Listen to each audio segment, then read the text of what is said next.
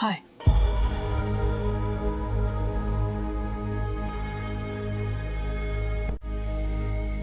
এসো।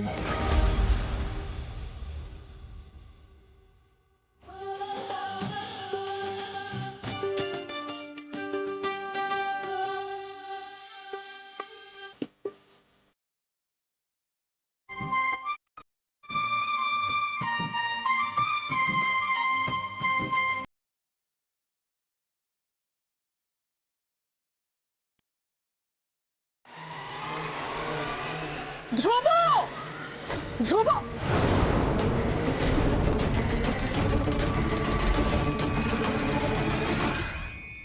ও মা,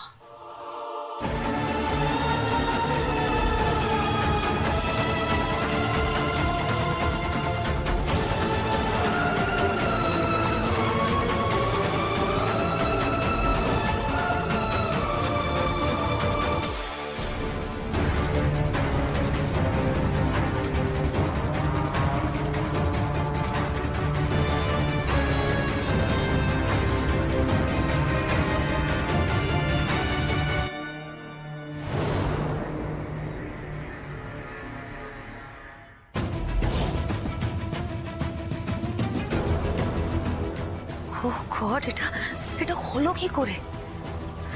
দেখলে তো, আমি তোমাদেরকে বারবার বলেছিলাম যে এই মেয়েটা সারাক্ষণ ধ্রুব ভাইয়ের সাথে চিপকে চিপকে থাকে। তোমরা কেউ আমার কথা শোনোনি। এখন দেখো কি হলো। আরে মানে আমি না সত্যি ভাবতে পারছি না, এই মেয়েটা ধ্রুব ভাইকে বিয়ে করে নিল। ও মা, এবার এবার কি হবে? বিয়েটা ধ্রুব নিজে করেছে না আপনি দিয়েছেন? আমি আমি দিয়েছি বৌমা, আমি তো বলছি সে কথা।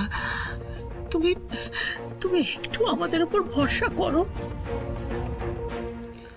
নাকি আমাদের উপর থেকে সব ভরসাই চলে গেছে? আপনার ছেলে ধ্রুবকে এখান থেকে নিয়ে যেতে চেয়েছিল। ও বারবার বলেছিল আমাকে ধ্রুবকে এখান থেকে নিয়ে যেতে, বলেছিল ওকে এখানে থাকতে দেবে না। কিন্তু আমার মনে হয়েছিল যে ধ্রুব আপনাদের খুব প্রিয়, বড্ড কাছের, বড় ভালোবাসার। তাই সবকিছু জেনেও আমি চুপ করেছিলাম। আমি চাইনি যে আপনাদের কাছ থেকে ওকে দূরে সরিয়ে নিয়ে যায়।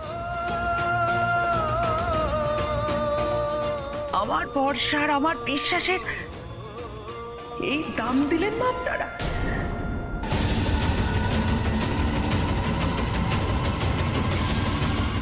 বৌমা, আমার কথা একটুখানি শোনো। আমার ছেলেকে আপনি আমার কাছ থেকে দূরে সরিয়ে দিলেন। আমি তোমার থেকে দূরে যাইনি। একদম কথা বলবে না। এত বড় একটা ঘটনা ঘটে গেল আর তুমি বলছো তুমি আমার কাছ থেকে দূরে যাওনি? কাল তোমার ফোনটা কোথায় ছিল মা? কতবার ট্রাই করেছি জানো, কনস্ট্যান্টলি সুইচড অফ ছিল ফোন। হ্যাঁ, ফোনে পাচ্ছিলে না, আমাকে ফোনে পাচ্ছিলে না কেন? মা ছাড়া আর কাউকে ফোন করতে পারোনি? তোমার বাবার নাম্বার ছিল না তোমার কাছে? ফোন করতে পারোনি তুমি তোমার বাবাকে? আরে বাবাকে তো কোনো কিছুতেই পাওয়া যায় না মা, ফোন করে কি হতো বলো? আর এই বিয়ে শব্দটা শুনে এমন ভাবে রিয়্যাক্ট করতো না যে আমি আর নিজেকে ধরে রাখি। রিয়্যাক্ট? সেটাই তো স্বাভাবিক। রিয়্যাক্ট করবো না আমরা? তোমার ওপর আমার কোনো অধিকার নেই।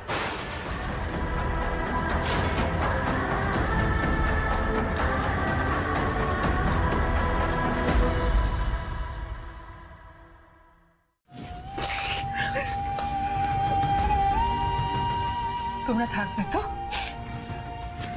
আমি চাই। বডি এত ইমোশনাল হওয়ার সময় কিন্তু এটা নয়। দিদি ভাই, আমার কথাটা শোনো। দাদা ভাই তো এখানে নেই, সুতরাং যা করতে হবে তোমাকে করতে হবে। দিদি ভাই, মা প্লিজ, মা মা যেও না মা।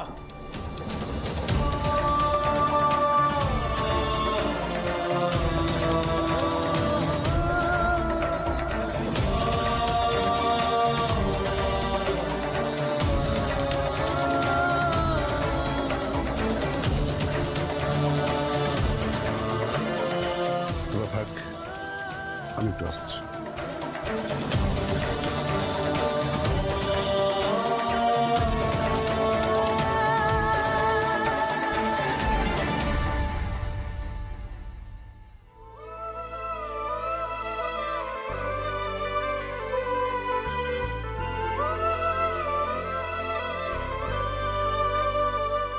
এই ভয়টাই যে পাচ্ছিলাম আমি মাচুরটি।